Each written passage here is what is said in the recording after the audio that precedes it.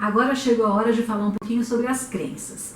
Quem me segue no YouTube, quem me conhece, quem já conhece meu trabalho, sabe que eu adoro falar que as crenças são a base de tudo. Por quê? A gente vai tentar entender um pouquinho mais sobre essas crenças.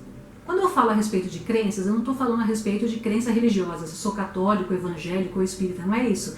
As crenças são coisas que a gente acredita a respeito do mundo, das pessoas e de nós mesmos. Então, por exemplo, se eu acreditar que eu tenho muita facilidade para estudar, é uma crença que eu criei a respeito de mim mesma.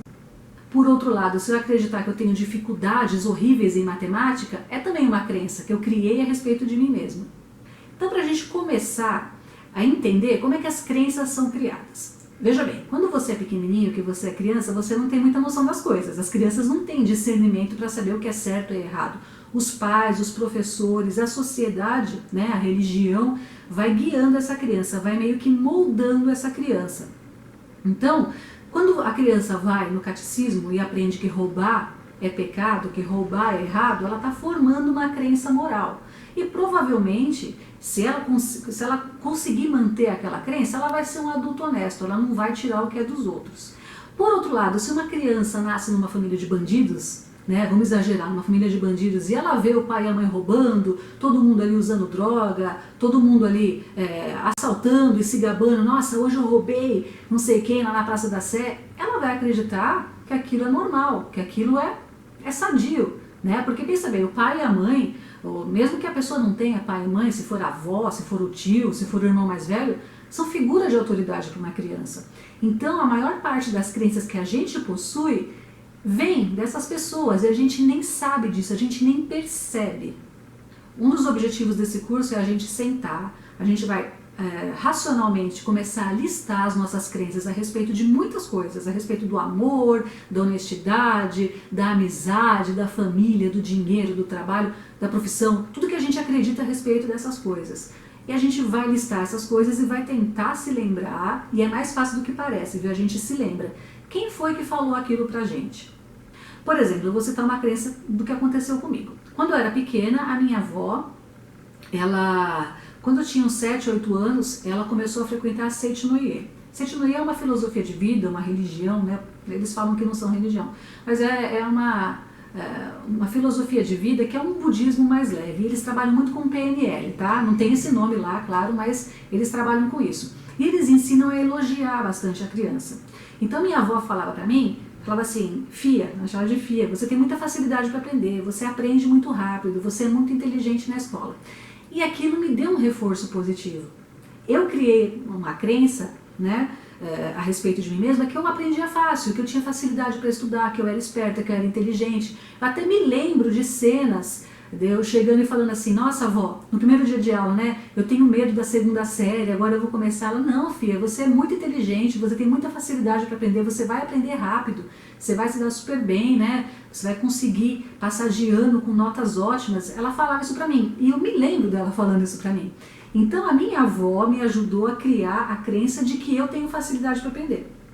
Qual é a crença? Eu tenho facilidade para aprender, e realmente, eu não sei se isso é uma profecia, né, autorrealizadora, eu sempre tive facilidade nos estudos, sempre gostei de estudar, sempre tive facilidade para aprender, sempre senti prazer estudando, tá? Aí você fala, o que veio primeiro, a galinha ou o ovo? Será que eu tive facilidade porque eu tive essa crença, ou será que eu tive essa crença porque eu já tinha facilidade? A gente não sabe. Uma coisa vai reforçar a outra, tanto para crenças positivas quanto para crenças negativas. Todo tipo de crença que a gente tem veio de algum lugar, tá? A criança não é do nada, assim, que ela olha, fala, pronto, criei uma crença. Não é. É claro que através de experiências que você tem, né, da vida, você vai criar algumas crenças. Por exemplo, você, com seu primeiro namorado lá com 12 anos, vamos supor, a minha menina, né, foi abandonada, foi maltratada, o cara riu dela, ela vai pensar o quê? Amar é sofrer, né? Todo mundo que ama é feito de bobo. Ou então aquele ditado, o amor é uma flor roxa que nasce no coração dos trouxas. Não tem esse ditado? Ela vai pensar isso daí. Por quê? Porque a experiência de vida dela fez ela concluir isso. Então Então veja bem, ou a crença foi colocada na sua cabeça por alguém, por uma figura de autoridade, pais, mães, tios, professores, colegas que você julgava inteligentes, a televisão, pode ser um ídolo da televisão, sei lá, você gostava da Xuxa, daí a Xuxa falou lá, ai, você pode conseguir tudo o que você quer, querer, poder e conseguir. Aquela crença entrou em você, porque você admirava a Xuxa. Percebe? Parece uma bobeira, mas é verdade isso daí. Tanto para coisas boas quanto para coisas ruins. Então, ou a crença veio de fora e você internalizou aquela crença porque você admirava aquela pessoa, se identificava com aquela pessoa, né, que falou aquilo para você. Mesmo que você não conheça a pessoa, você pode absorver. Isso a gente vê em ídolos, né, em cantores, em atores, enfim, em filósofos. Sei lá, você leu uma coisa que você gostou, ou dentro da religião mesmo, você leu uma coisa na Bíblia e você absorveu aquilo, ou através da sua experiência de vida. Você passou por uma dada situação e você criou um conceito, você interpretou, lembra da interpretação? Você interpretou aquela situação de um determinado jeito e você internalizou aquilo. Veja bem como a interpretação é uma faca de dois gumes. Se você interpretou uma coisa de uma maneira terrível e internalizou aquilo, você vai criar uma crença e sempre vai esperar aquilo acontecer com você. A história da menina que namorou. Sei lá, namorou, sofreu um amor, foi abandonada. O amor só é para trouxas, né? Todo mundo que ama é feito de trouxa. O que ela pode fazer? Ou ela não vai amar ninguém, ou ela vai sempre escolher e atrair relacionamentos em que ela vai sofrer, né? Ou ela vai criar aquele perfil de não preciso de ninguém, não quero amar, o amor é uma idiotice, sou superior a isso, não quero ninguém. Presta atenção, as crenças vão moldar o nosso comportamento, hein? Olha esse exemplo que eu dei. Uma pessoa que assistiu a Xuxa, né?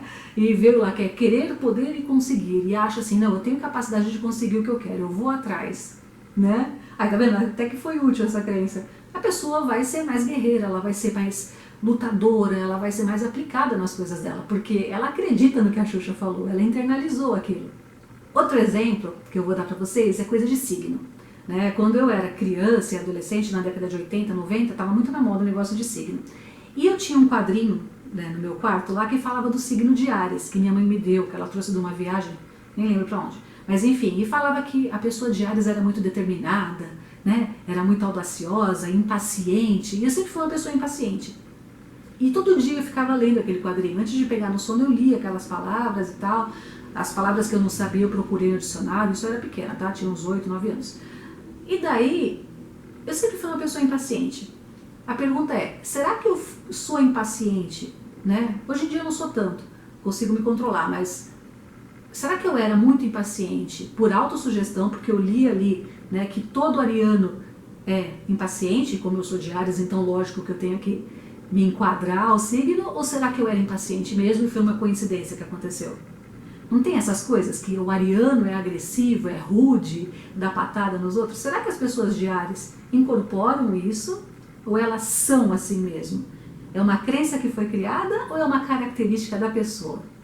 Então, a gente entendendo que toda crença foi colocada dentro da gente, você pode tirar essas crenças. Se você tem uma crença lá que é ruim pra você, amar é sofrer, então você só arrumou gente que te fez sofrer na vida toda, você tem que dar um jeito de ressignificar essa crença.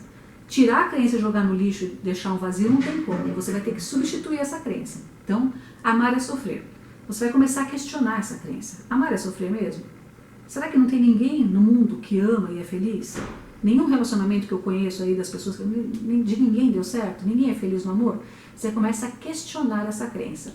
Isso chama questionamento socrático, que vem de Sócrates, né? Sócrates nunca dava respostas prontas. As pessoas perguntavam as coisas para ele dava uma pergunta, ele fazia uma pergunta ali para responder, para a pessoa pensar, né? De acordo com os escritos de Platão. A gente nem sabe se Sócrates realmente existiu ou se foi uma invenção. Mas enfim, o que importa, né, é o questionamento socrático. Então você vai fazer perguntas, você vai jogar a pergunta para ver, será que isso daqui é certo? Todo mundo acontece isso? Né? Porque muitas vezes você pode estar tendo uma distorção cognitiva ali, a gente vai aprender sobre isso. Então você vai questionar a sua crença e vai substituir a crença antiga por uma crença melhor. Então essa do amar é sofrer, você pode pensar, amar é sofrer, tem gente que sofre realmente, mas nem todo mundo sofre, tem gente que é muito feliz no amor. Então eu posso escolher em que time eu vou ficar. Eu acho que o amor é uma coisa maravilhosa, eu acho que o amor dá cor à vida. Olha que bonita essa crença, o amor dá cor à vida. É perfeitamente possível arrumar um excelente marido, um excelente parceiro. Você vai criar suas crenças e eu vou te ajudar.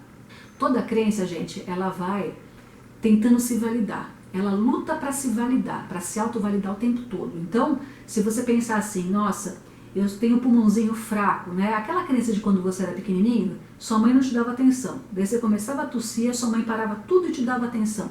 Ia lá fazer, como é que fala? A inalação com você, né? Te dava atenção, te abraçava, te colocava na cama para dormir junto com ela, dava comidinha na boca. Então você aprendeu que se você ficar doente, você vai receber atenção. Você codificou aquilo.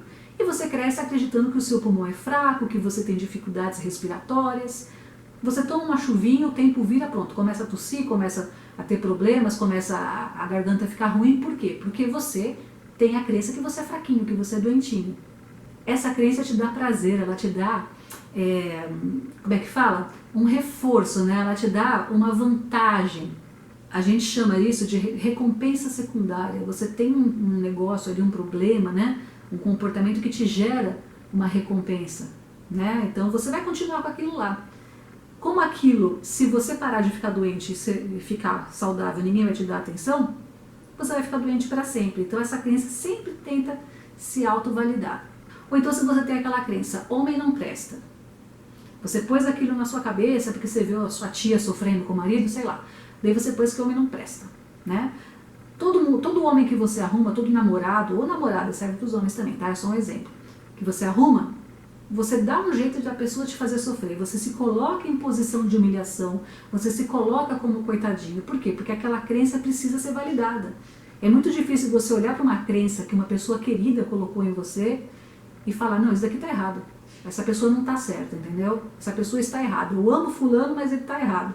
Então, é um processo de desconstrução, vamos dizer assim, de você começar a cancelar aquela crença que está atrasando a sua vida, questionar aquela crença e substituir aquela crença por uma crença muito melhor. A autossabotagem, gente, acontece muito. Então, em relacionamento, então, se você começa a falar homem não presta, todo homem é canalha, você começa a criar situações para sabotar o seu namoro. Se você pensa, toda mulher é interesseira, toda mulher é sem vergonha, toda mulher, sei lá, é mentirosa e mente com muita facilidade, você se coloca nessa situação. Você começa a criar situações para validar sua crença, mesmo que você se magoe, mesmo que você se machuque ou se prejudique. Eu vou dar um exemplo para vocês aqui. A minha avó, para mim, minha avó era a autoridade máxima. E é bastante, minha avó me ensinou muita coisa, né? E eu lembro que ela falava assim para mim, desde que eu nasci numa família que acreditava em espíritos. Para mim sempre existiram espíritos, eu nunca questionei assim, não, será que existe? Será que... Para mim existia e pronto. E somente com 34, 35 anos que eu peguei e falei assim, não, peraí, eu acredito nisso porque minha avó acreditava, minha mãe, minha tia, todo mundo na minha família acreditava. Eu acredito nisso? Acredito, mas eu acredito por mim ou pelo que me foi passado? Daí eu tive uma grande crise e eu peguei essa crença. Sim, existem espíritos com certeza. Eu questionei essa crença e eu me sentia traindo a minha avó, sabe? Parece bobeira, mas eu me sentia traindo a minha família de questionar uma crença que todo mundo acreditava, menos eu. E foi um processo meio conflituoso na minha cabeça e eu fiz um trato comigo mesma. Eu falei, vou viver 6 meses acreditando que não existem espíritos. Depois disso, eu chego à conclusão que eu quiser e mudo meu pensamento para sim ou para não. Fiz isso daí, passou um tempo, tive vários conflitos internos, eu percebi que o meu jeito de ver o mundo mudou muito quando eu comecei a achar que não tinham espíritos, que não existiam espíritos, e consegui chegar num consenso. Hoje em dia eu acredito que existem espíritos, continuo acreditando, mas agora eu sei que eu acredito porque eu quis. Eu acredito porque eu estudei, eu pensei, eu raciocinei, né? Eu acredito por mim, não porque minha avó falou e a palavra da minha avó é ordem. Então a gente vai fazer isso com várias crenças. Não é fácil, é um processo que a gente fica com aquele conflito interno, mas é muito enriquecedor. Você começa a escolher o que você quer da sua vida. Você não vive a vida que foi traçada para você. Você começa a escolher o que você quer, você se assume como adulto e como ser autônomo. É um processo muito legal. Pensa comigo, se você pode escolher crenças boas, para que escolher crenças ruins? Vamos questionar as nossas crenças?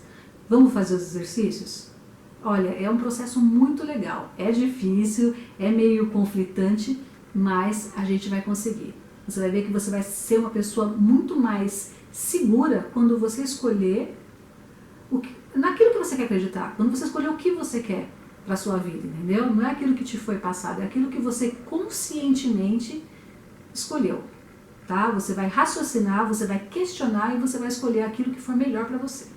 E é claro que para fazer tudo isso a gente tem técnicas, não é só conversa, a gente vai ter técnicas, exercícios para conseguir identificar as crenças e mudá-las se for necessário.